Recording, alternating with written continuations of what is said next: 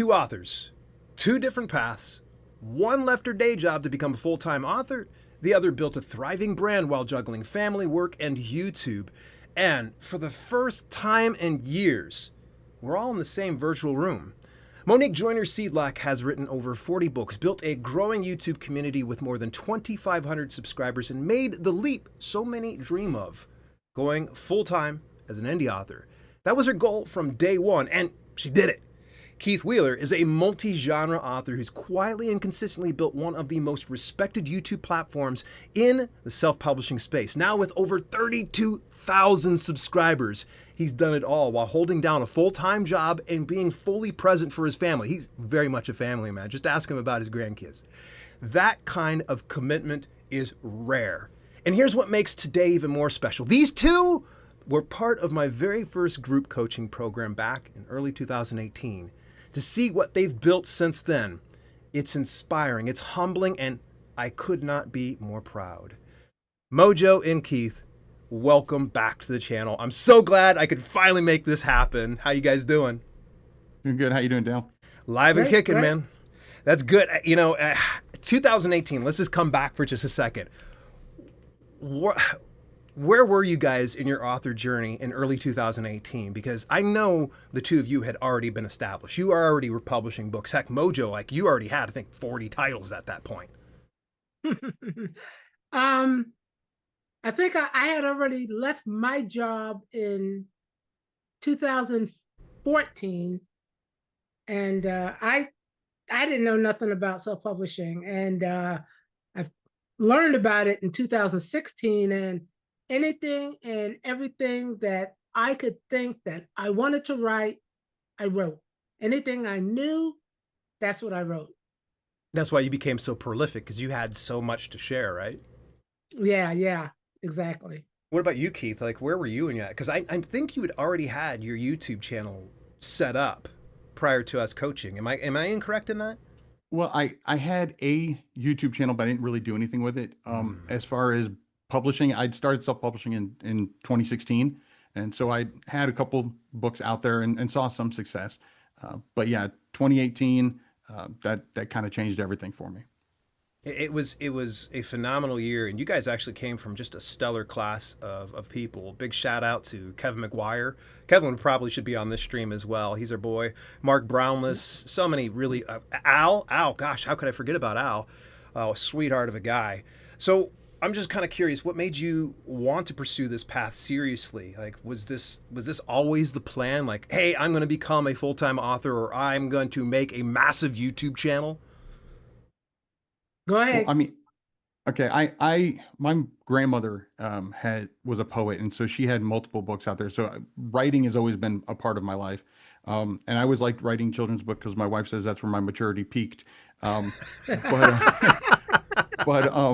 But I mean, so I'd always wanted to write and wanted that to be a big part of my life. And as far as the YouTube channel, actually, that really came down to you. You were the one that told me that I had too much knowledge to not be sharing it. And so that's when I started doing the YouTube channel seriously too. Is it bad that I don't remember that? I literally, No. I won't take credit for you being successful on YouTube. I know that we kind of used to just, well, we still do this to a certain extent, where we exchange notes. And we even did some collaborations, but I'm kind of shocked. For some reason, I thought you'd already were doing that. Because I think when you and I started talking about it, we had that overlap of, what was his name? Bruce.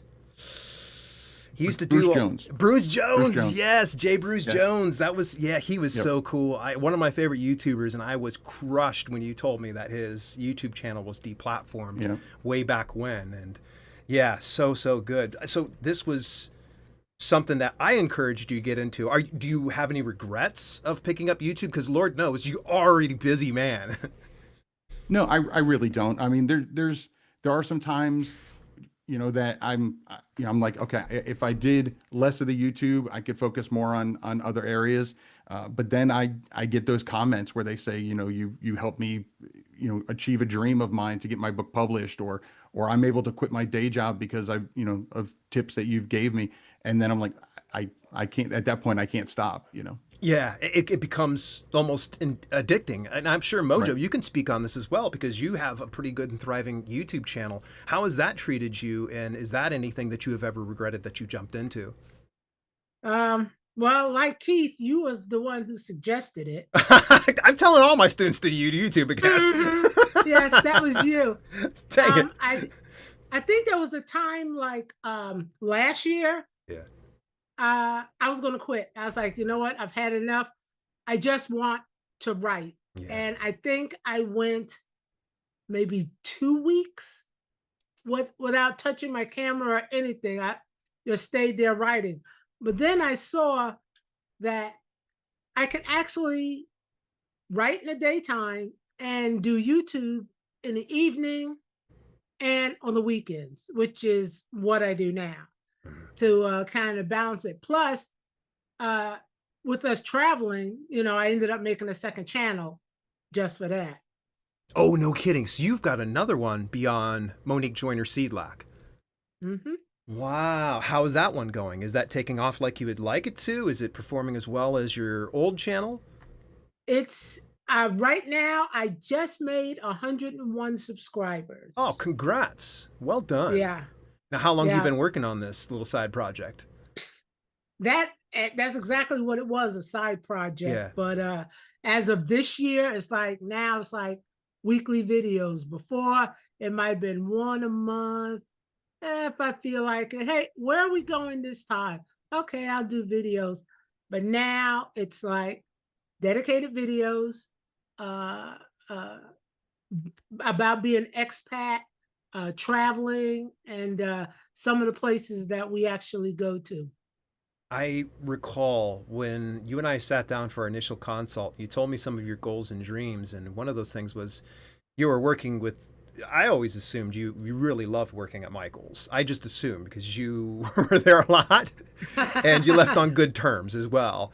But like I think it's very important that we kind of bring up the fact that you are now a full time author, that you don't Mhm. necessarily need YouTube, but it seems to scratch that itch. Yeah. Share just a little Yeah, bit more. exactly. What was that path like from going from carrying that full time job to not only going full time as an author, but relocating to Poland? Well, actually, Michael's was not a full-time job. My Okay. full-time job was this company called Ryder. That was like a logistics for ConAgra Foods. Okay. And my job was, and anyone in the US knows, those big modular pallets with like popcorn, Chef Boyardee, and all of that, and Winn Dixie, Publix, and stuff. That was me. That was what I did. And it wasn't an easy job. And when I asked for help, they gave me help, but they put him in a position above me, and he didn't want to learn the job. Mm. So once again, was one of those big back to school things. And I told Ziggy, I've had enough. I can't do this no more. And this was in 2014. Yeah. And he said, then quit. You want to write? Go ahead and write. I'll take a second job, which he did. And Good I deal. think 4 years after that, no, 3 years after that, that's when I started at Michael's because I was putting on a little bit of weight just sitting in front of the computer all Yeah. day. And that was just part time. And I figured if I can handle customer service, I can handle anything in publishing, especially those reviews. I know you've I always get been a you. fan. For Yeah. sure. For you, Keith, you're continuing to carry a full time job. You've always spoke very highly of the work you've done. Like, I can't see anybody wanting to leave a job that they actually enjoy and such. So, how do you balance, first of all, being full time dad, full time, well, part time granddad. I'm not really sure if you're a full time maybe you are. Um, Always. you have YouTube as well, and you also have your author brand and publishing business. Like, how are you juggling all those things? Because I think a lot of times everybody goes to me like, "How are you doing that, Dale?" No, I'm going to ask how Keith Wheeler's doing that because Lord knows I don't have half of the commitments and responsibilities he does. Yeah, I will say as far as the grandkids, we actually one our the 3-year-old granddaughter, we actually watch her 5 days a week. So she's here at the house, and if she pops in here, she'll say hi. But and then we just had a new one who's like 5 weeks old. Oh, But congrats. it's yeah, thank you. But it's I mean, it's all about priorities. And I'll be honest, working with you actually helped me to learn how to prioritize what you always said, what moves the needle. Yeah. And, and also knowing when to ask for help. Because I used to get that question all the time, like, how do you do it all? And then I got a VA, and then my VA got sick, and I was like, oh wait, so I got to do all, how did I do that all? I laugh because this has happened to me too. Exactly, exactly. So, yeah, I mean, it really is really just about, prioritization, I think. And, family's always been a top priority. So I don't do videos. I don't write. I don't do anything on the weekends. It's all family time. And then during the week, I hit it hard and heavy. So you draw those boundaries. You draw that line in the sand and say, this is where family's at. We do not cross this line during these times. My wife definitely helped me with that. It certainly helps She to have helped someone draw get you back.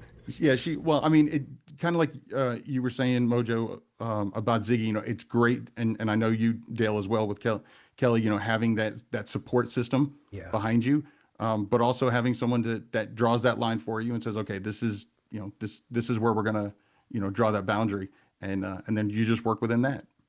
Have you found that experience as well yourself, Mojo? Because I know obviously all your kids have grown up, moved out. And that's why you guys are able to have moved over to Poland and such. But do you ever run into those issues? Yeah, I try to stay like a few steps ahead because I know Ziggy will be like, hey, Andre's coming over. That's his best friend from when he was a kid. Mm. And Andre lives right down the street. Okay, Andre. So they'll sit, they'll drink. Yeah, that's them. And I just sit and listen to them speaking Polish.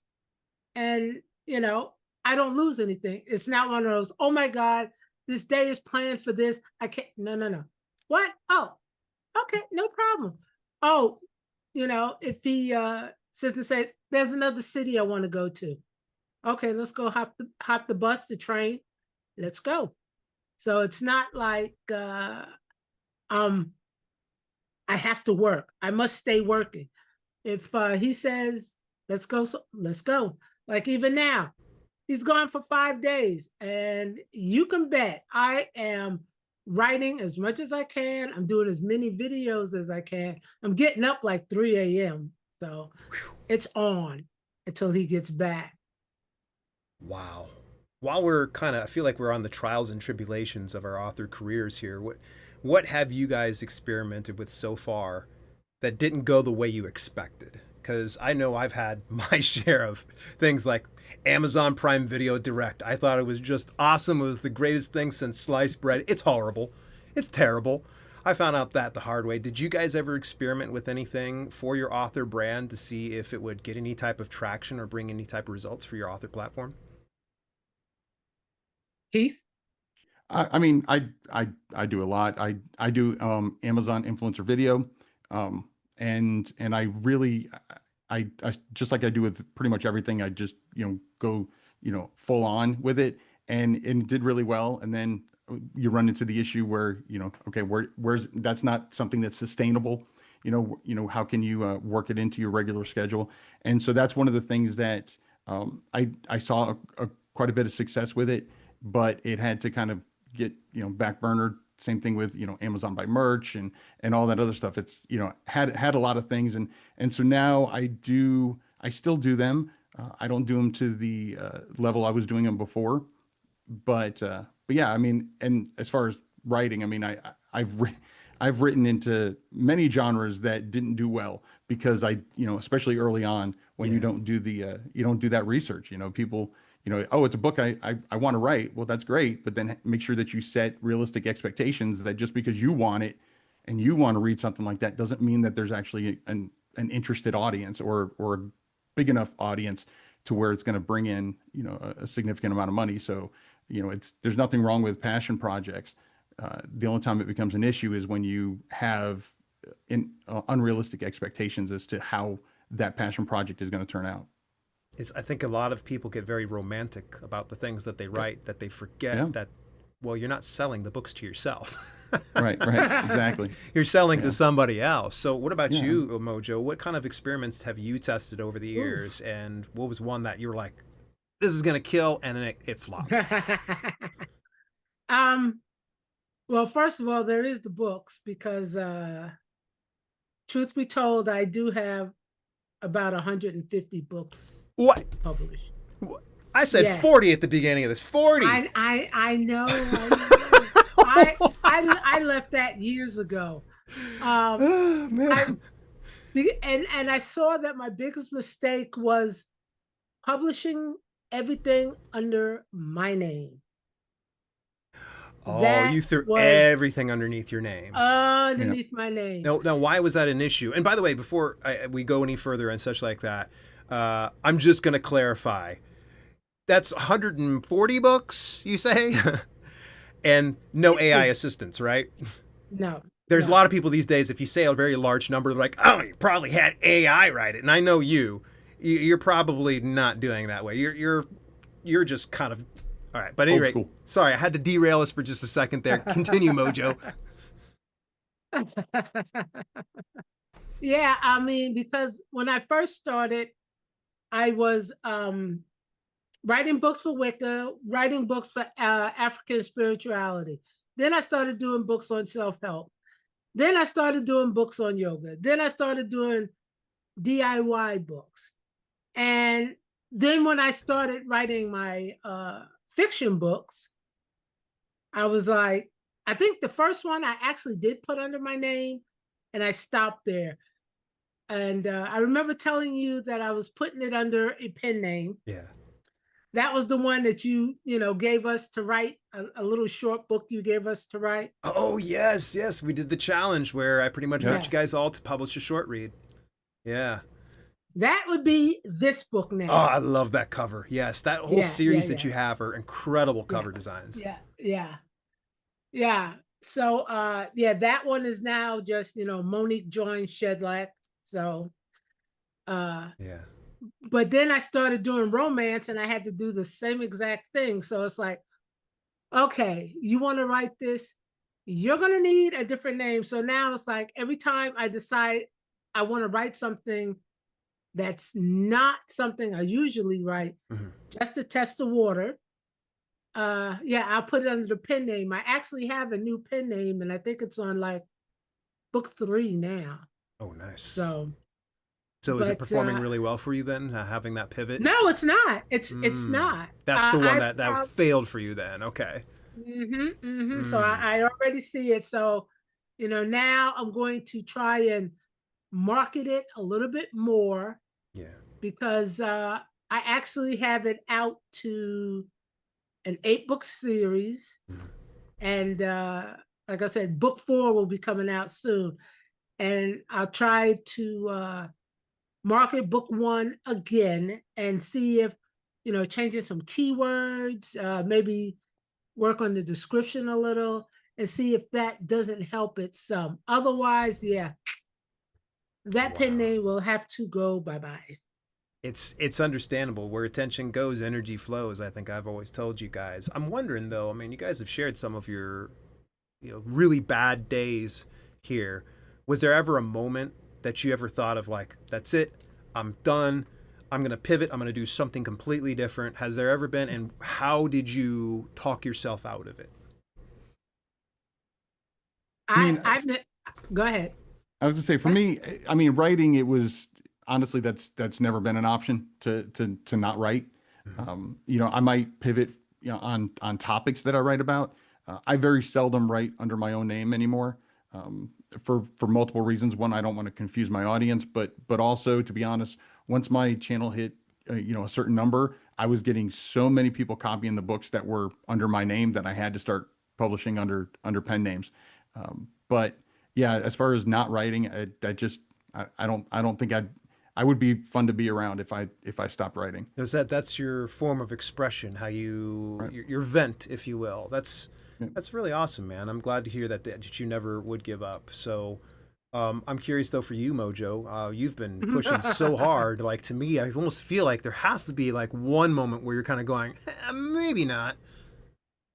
No, no. Never. Wow. I've Commendable. wanted to write ever since I was like 12 years old. Actually, I had put in my sixth grade yearbook that I wanted to be a writer who traveled. You're doing it. You're doing it. There you go. Congrats to you guys. I'm curious. I may slow down though. Hey, you know what? I'm finding that myself. I mean, I'm already 11 years in this business, and now I'm kind of like, you know what? I don't need to pump out a book every 5 seconds. Right. Exactly.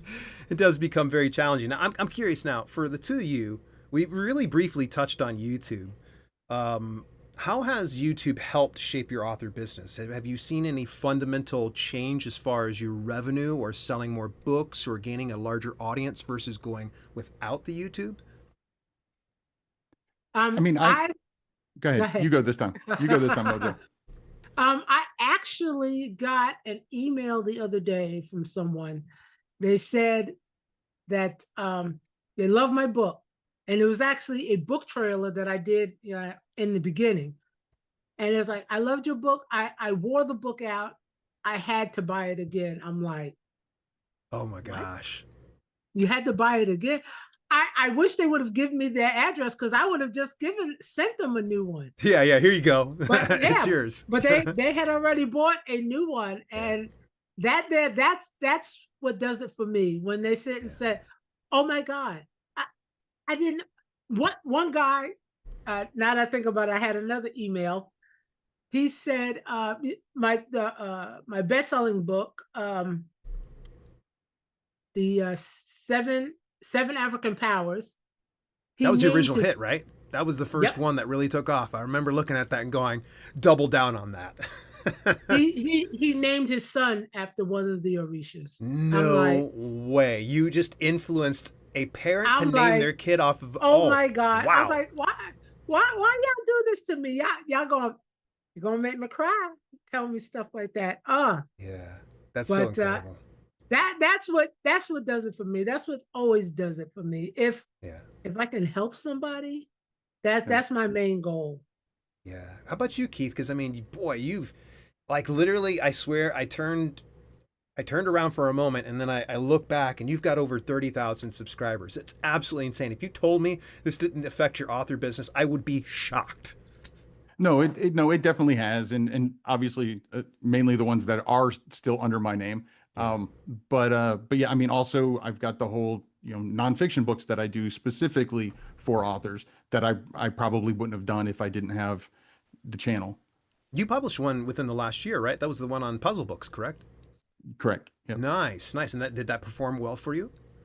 Yeah, yeah, that performed really well. And I've got a couple courses that I've done as well that again I probably wouldn't have done if it wasn't for the YouTube channel and the writing community. Mm. What do you guys think are the biggest benefits and challenges of being visible as an author, especially here on YouTube? Because I mean, you guys are very highly visible. We are. I maybe Keith, not me. I've Little watched your videos. I've Yeah, watched your videos. there's Yeah. not no Oh, one watching. You yeah, can't fool yeah. me. Don't tell me that. Yeah, okay. Nobody's watching. No, never mind, Mojo. Your Yeah. videos are not performing well. And So for me, I just put it out to share. yeah, That's always been my main goal. yeah, Just to put it out to share. I don't want people to make mistakes I made. yeah. Right. But I know that Yeah. one of the biggest issues you ran into, Mojo, fairly early on was you didn't like being on camera.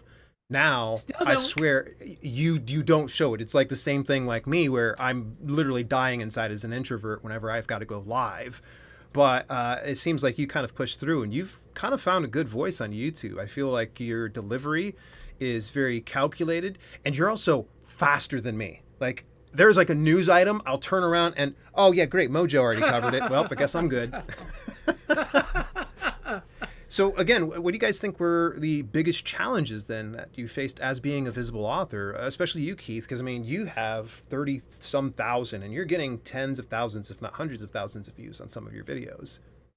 Yeah, I think, and I kind of alluded to this before. I think on the negative side, the biggest thing that came with the visibility is just people trying to copy what you're doing. You're sharing your success, and they're like, okay, well, I can either do it myself or I can just copy what you're doing. Well, it's not only is that necessarily the laziest way to do it, but you're still not going to see that success, because if there's a book already out there and you have the exact same book, but they've got the social proof with the reviews and everything else, then why would someone pick your book? So, I've always, and my mom always wanted me to be a teacher, and I've always loved teaching. So this is kind of a way that I've been able to do both, and affect people's lives in a positive way, but still be able to do what the other stuff that I really love. Nice. So it sounds like you guys are handling all that exposure fairly well. Hopefully, no strange people come out of the woodwork, because the Lord knows I run into a few interesting folks over the years, and I'm just trying to be very polite. So for you guys, what does your work week look like now versus when you started with me back in 2018? Did it get better? Did it get lighter? Did it become easier? Did it become harder? Well, my day, the work week, I work less hours on the business and make more profits. Yeah, I think that was the biggest thing I learned from working with you and the group, is being able to, again, double down on what works, being able to recognize what works. You don't have to write everything that you have in your head. At least you don't have to write it all now. Yeah. And having, sustainability is really big. And it's one of the many similarities between YouTube and being a self-published author is, being consistent, being able to do things, having a sustainable process. Trying to cram it all into a month or two, and then at the end of those 2 months you're burned out and you're not going to write anymore. Or the same thing with YouTube channels. So there are a lot of similarities between the two, but I think I'm able to accomplish more because I learned how to focus on what moves the needle, and instead of reinventing the wheel every time, hey, this is working really well for you. Why don't you double down on that? Why don't you turn that book into a series? Why don't you find another way to approach it, from a different angle? Yeah. So smart. What about you, Mojo? It seems like you have a lot going on. What does your work week look like now versus when you were still carrying a job and just trying to kind of get things going?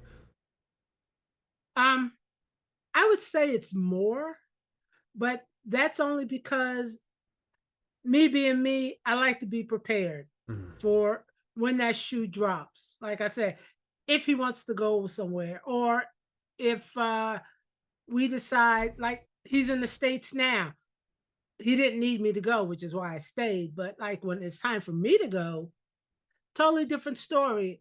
And I don't want to go and be thinking all the time, did I do this? Did I do that? So I try to stay at least a month ahead. So even working on Saturdays and Sundays, which is basically just YouTube for 4 hours, and 4 hours on YouTube on Sundays, six Mondays through Fridays for writing, admin stuff, and that's about it. I try not to stay up late, except for now. This is the only time I'm actually, Right. Thank you. I appreciate that. yeah, All yeah. joking aside, I really do appreciate you staying up later. This is the only time I'm up later and getting up earlier so that I can get work done. He's not here, so I can stay up Mhm. and get as much done and try and get just a little bit more ahead. And fingers crossed, uh, finish editing my last two books for the year, and then it's just all YouTube. Nice. Definitely full plate for both of you. Boy, our time has been going so fast. We've already spent about a half hour. But I'm just Wow. curious, what's something from that original coaching experience in 2018 that stuck with you? Something that you're like, to this day, you pass on to other authors as well. Keith, I'm going to hand it off to you. Yeah, hand it off to Keith. Accountability. Yep. Having somebody that you share what your goals are, what your plan is.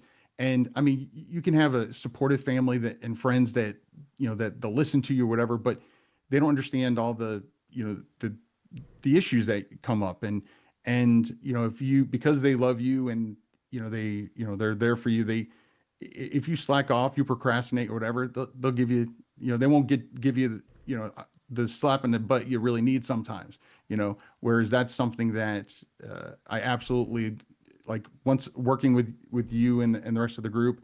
And then from that point on, I always made sure that I had some kind of accountability partner to work with and to hold me, well, accountable. I just want to say though, just for clarification purposes, I did not slap him on his butt. All right, No, just no. a virtual, a digital version Virtual, of a slap. yeah, Yeah, digital, yeah, yeah. exactly. It'd be awful awkward. I'm sure Suzette would probably have a few choice words with me if I did that. What about you, Mojo? Well, he kind of took it right from me. Wow. Accountability and community. That's like the biggest thing. Yeah. I mean, I know since I left, mine, shrank a bit, but I do have a few that are in the UK, so makes Nice. it a little easier so that we're basically almost in the same time zone. But yeah, even Ziggy, he's like, ah, don't worry about it. Leave it till tomorrow. Just kick it down the road. I'm like, no, no, no, no, no, no, no. Yeah. There is no kicking. There is no kicking. It gets done now or never. No, because that was the one thing that I agreed to when we moved. I must work. Yeah. You must let me work. I know he's basically retired, but I'm not retired. I can't retire. And even if I could, I wouldn't, because I'm the type of person who needs to stay busy. Yeah. And if I slacked off for one day, he's like, don't worry about it. I'm gonna worry about Don't it. worry about it. Yeah. I will worry. I will go to sleep. Oh, and it'll be on my mind all night long. Yeah, And it's that itch you gotta scratch because otherwise, if it's not taken care of, it will drive you crazy. yes, exactly. Wow. And at my weekly account, I also have a weekly accountability that I have to send in every week to this one group. So I make sure I get it done. Get it done. Nice. It's really cool to see you guys successful in both of your respective businesses. I'm ultimately very proud. Hey, real quick here before we do jump into a Q&A, I've got to do a real quick plug. If you've been watching this and thinking like I need that kind of support, now's your chance, folks, for the last time ever. See, I've got my first time evers. For the last time ever, I'm opening up group coaching to just 15 authors as part of my Kickstarter campaign. 2 spots are already gone, and when all 15 are filled, that's it. I'm retiring coaching for good. It's called the Author Accelerator Experience, 4 weeks of live group coaching with me, private Discord access, and the complete 12-book deluxe hardcover set, plus a ton of exclusive author tools and swag. If you're serious about moving your author career forward, go to dalelinks.com/Kickstarter, claim your spot before they are gone. Get it? All right. Again, that's dalelinks.com/Kickstarter. When all 15 slots are full, it's gone for good because I am done coaching. I'll be focusing on my fiction writing career. You guys have a few minutes that we can maybe entertain a few questions here from the audience? Yeah, Sure. get my glasses. Good stuff. All right. I want to give a big shout out to a few people that came on in here. Guillaume, it's great to see you, buddy. Thank you so much for tuning in. Benjamin D, great to see as always. I'm hoping to take away some tips to help improve my sales. Let's do a rapid fire one. Mojo, give me a tip. How do I improve my sales? Metadata. Make sure you're dialing your keywords, description, and categories. Nice. Keith, what you got? I would agree with that, specifically and especially the book description. That is not the back of your book blurb. That is your Amazon sales page. If it doesn't sell your book, then don't bother spending money on ads because they're just going to bring them to that page. So if that page doesn't convert without more people seeing it, fix that first, then send people to it. Dude, I could have said it better myself. I'm just retiring. You're just going to take over this channel, man. All joking aside, though, you guys really should go over, subscribe to Keith Wheeler Books, and go subscribe to Monique Joyner Siedlak _author. Links are inside the description here. So let's go ahead and move forward here. Dreaming Truth, Felicia says hello. Hello, Felicia. Great to see you. Hello, Felicia. Guillaume says, I left my job back in 2021 as I had problems with my boss at the time. I'm writing full time, but not making much money. Do you guys have any tips for Guillaume here? Beyond what we, of course, already shared. Okay. I'm going to say, and this is not a shameless plug, is to get Publisher Rocket and go through the categories there. Yep. And see what's selling, what's not selling, and go from there. Because most books, they are, I'm trying to explain it. Ah, gosh, I just lost my train of thoughts, but it's up there. We blame it on the late night. It's not your fault, Mojo. No, because I had another thought, because I had a question. Someone asked me a question once upon a time about connecting to their ancestors. Yes, this is African spirituality. And I went to Publisher Rocket and looked that up, looked up the keywords that it had, titles, and ended up writing a book for that. That is my second bestseller. You have to find what people are looking for. That's what I wanted to say. Find what they're looking for. If you write it, that's good. But if you don't, try to tweak what you write to what they're looking for, if that makes sense. Yeah, for sure. So Keith, let's just pretend I'm going to hand this off. You're going to take the second part of this question here.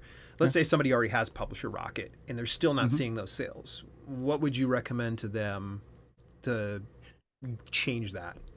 Well, okay, so there's a couple things. One is, I think at the bottom line, you have to be honest with yourself about your book. Is you can have Publisher Rocket, you can find the keywords, but are you putting one or two keyword in the 7 keyword slots, or are you making a long tail keyword out of it? And maximizing the ability to get your book visible. Also, be honest about your cover. Is your cover good enough? I mean, because I've seen people spend hundreds of dollars on an amazing cover, but it doesn't speak to the niche that they're in. And so if someone sees that, especially with the attention spans that we have these days, and if it doesn't stop the scroll, they're just gonna keep going. And so it can be a great fiction cover, but if your book is military science fiction, if it doesn't have a space destroyer on it or a space marine, then they're just going to keep on scrolling by because it doesn't look like what they're looking for. And you can just take whatever cover you have, take a picture of it, put it at thumbnail size, and literally go into your niche on Amazon and see, does it fit in? Does it look like it's supposed to be there? And then don't be afraid to look at your negative reviews. See what people who have gotten your books, what are they saying are wrong with it? Don't feel bad. Guess what? Even Stephen King has 1-star reviews. And so, it's just a part of life. You're never going to make everybody happy. But the good thing is if they leave a 1 or a 2-star review, not a rating, can't stand the whole fact that people can leave a star rating and not tell you why. No context. It drives me crazy too. Even a 5-star doesn't help me. I mean, it helps me, with the algorithm, but it doesn't give me any context. But yeah, I mean, look at your reviews, see what people are saying. If it's something that's just people being, harsh and there's no real content to it, then just move on. But if they're saying that there's a lot of typos, if they're saying that, there was a part that was confusing or whatever, take that and run with it. If it's, you can actually, with KDP, you can fix the actual manuscript that's in there and, put up a new version. So if it's something that is going to be still make the book that's there the same book, you can just make changes to it and update it and re-upload it to KDP, or you can make a new version of it if it's something that's going to be more it's going to take more time to do. But also look at your competition's negative reviews, see what people aren't liking about their books, so you can make yours better. There was a tool actually when I was going to write the second edition for my final 3 books here in the Kickstarter campaign. Shameless plug. Yeah, I slipped it in there. You guys notice how that It's was smooth. it's your channel. It's okay. Yeah, it's totally. So, at any rate, when I was going to do the second edition of the Amazon self-publisher, I really wanted to scour all the reviews that I got from the original three books, because I believe that feedback, all feedback, I'm willing to go ahead and hear people out, even the negative ones, because to me, Right. I don't want to just say, no, I'm perfect.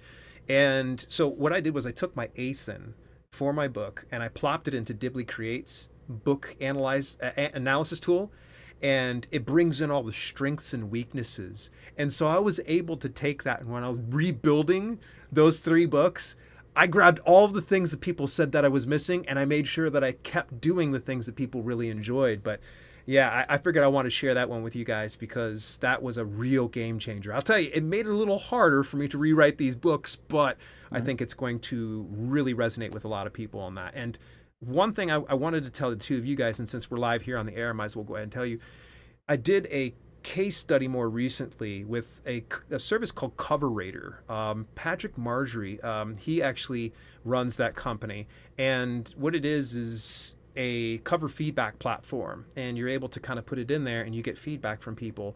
And the really cool thing is you either buy credits that you get people to give you the feedback on it, or you go and you review other people's covers, you get credits that, well, technically it's not credits, but you essentially have the ability to cash in and get your own cover designs taken care of. But that right there, I've found so useful, and it will definitely be a part of my whole publishing process from this point forward, because it has been very helpful. Now, some people will make the argument like, hey, there's a bunch of authors on there, so some of the results are going to be skewed. Yeah, I totally get it. You need to take everybody's advice with a pinch of salt. Right.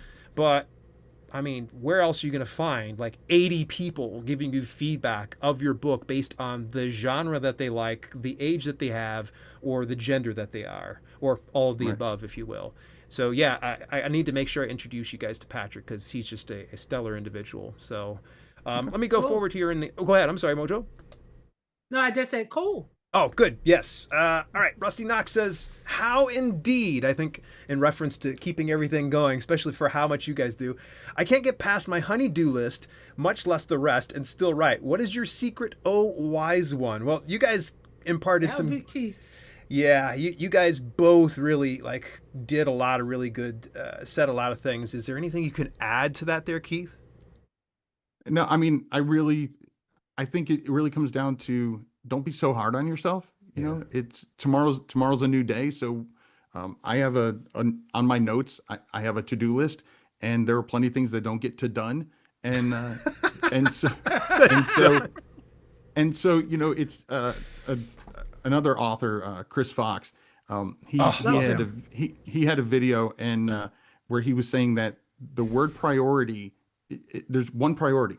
It's a singular. We make it into like it's multiple, but really the word priority is one thing. So whatever is your one priority for the day, make sure that you get that done, and then everything else, as long as that's done, then you've accomplished your goals for that day.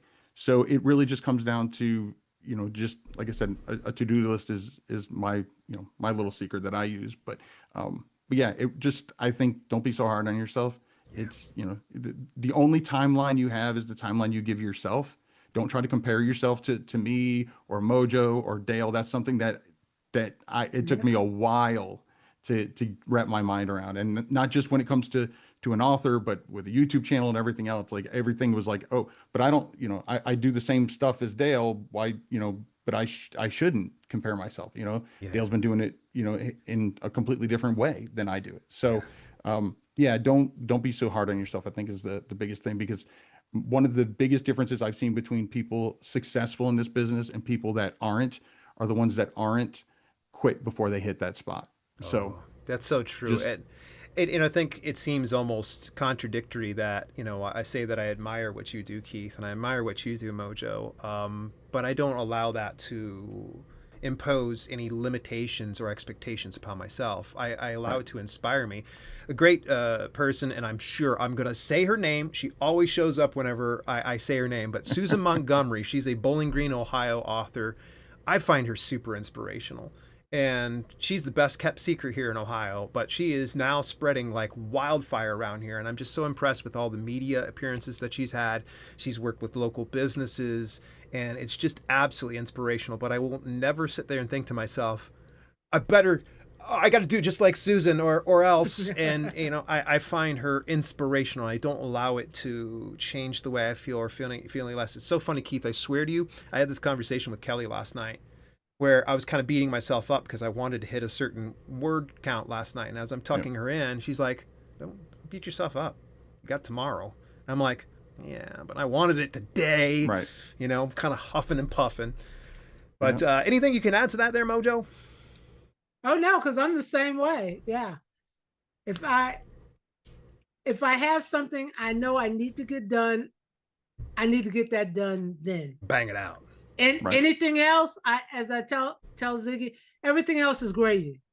Period. It's gravy. Yeah, that's something I don't have to worry about the next day. Yeah. But that one main thing, it's a must. I don't care if it takes me all day. Well, please don't let it take me all day. Right. But it's like the one thing I got to get done. Otherwise, I'm like, I don't know.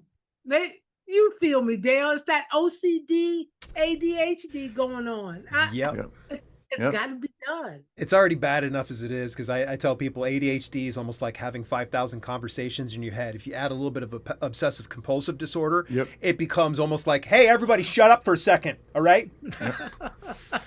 That's another thing that the three of us have in common. Oh, Lord.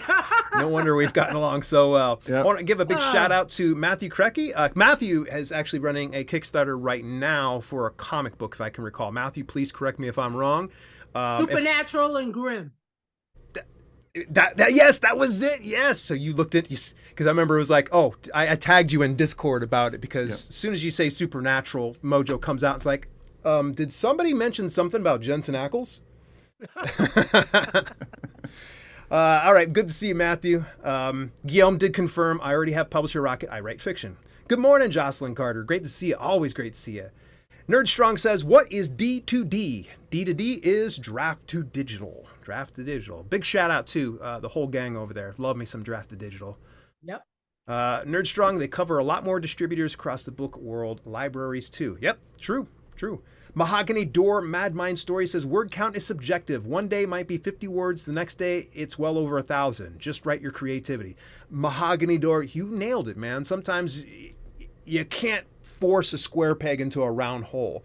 Yeah, having that practice of writing every day is a good idea, and I definitely recommend it. But if for some reason you're going, I got 1,000 I got to do today, and you only do 50, give yourself some credit, because that is better than zero. You can't edit a blank page, and this is something I've just told people from day one. I'd rather you have hammered garbage than nothing at all, because I can't edit what's up inside your head. Right. But and based on that, though, if, like you said, writing 50 words, if they're good quality words, then that's all that matters. Yeah. I'd rather write 50 good quality words than 1,950 of them are crap, Yeah, completely. That's just more to edit later, Yeah. So yeah, it's really about, I say it all the time, like, don't beat yourself up over, Yeah, for sure. Yes, Matthew says it is the Night Slayers. So, folks, if you want to help support an indie author, head on over to Matthew's Kickstarter campaign, The Night Slayers. While you're going on over and taking a look at mine, of course, dalelinks.com/Kickstarter. You guys see how I slipped that in there again? Good Lord. Very good, very good. Nice. Your check's in the mail, by the way, guys. So when... But, all right, well, before we do disconnect, of course, I want to give you guys the spotlight here. Keith, tell me, where can people find you? What do you got going on? Share all that stuff. The floor is yours. Well, I mean, the best place to find me is on YouTube, Keith Wheeler Books. I'm actually in the middle of finishing up a course that's going to be coming out fairly soon on writing Kindle short reads. But yeah, and this is actually the first time I've mentioned that publicly. So nice. You guys are getting the inside. I'm proud of you, man. That right there, it brings us back to the 2018, challenging you guys to do a short read. So it's cool to see that it's spreading like wildfire. Mojo, how can people get a hold of you, and what do you got going on in the near future? Well, you can, of course, find me on YouTube. Monique Joyner Siedlak _author, or any social media at Mojo Siedlak. Just I've been calling you Siedlak for so many years, and you've never corrected me. You've never corrected me. Hey, that's the same as people calling my daughter Ariel and her name is Ariel. Ariel. I don't correct them. I know what you mean. You're like, you mean well. You got such a kind heart, Mojo. You really do. Well, that's going to wrap up our Q&A here, folks. And honestly, I could keep this conversation going all day long because you guys are the best. Mojo, Keith, thank you both so much for making the time to be here. I know how busy both of you guys are and how life gets. And having both of you on at the same time, that's really something special. I mean, all that aside, I mean, really, it's awesome. It's made my day. Hang tight for me in the virtual green room. I'm going to kick you guys off here and have a word here with the live audience, if you don't mind. No problem. To everyone watching, thank you for being part of this. This has been really something special again. If these stories lit a fire under you, or you're ready to finally level up your author career, go grab one of the remaining group coaching spots. There are only 13 left, and as soon as it's gone, it's gone. It's available now through Kickstarter, and when those 15 spots are gone, they're gone for good. Head to dalelinks.com/Kickstarter to lock yours in. Till later, this has been Self-Publishing with Dale, and I'll chat with you guys soon. Hey, thanks so much for tuning in. Special shout out to my channel members for both the podcast channel and the main channel. Without your support, some projects we do at Self-Publishing with Dale would be much harder to fund. If you want to contribute to the cause, visit dalelinks.com/memberships for details and get your on-screen shout out at the end of each broadcast. Till later, this has been Self-Publishing with Dale, and I'll see you soon.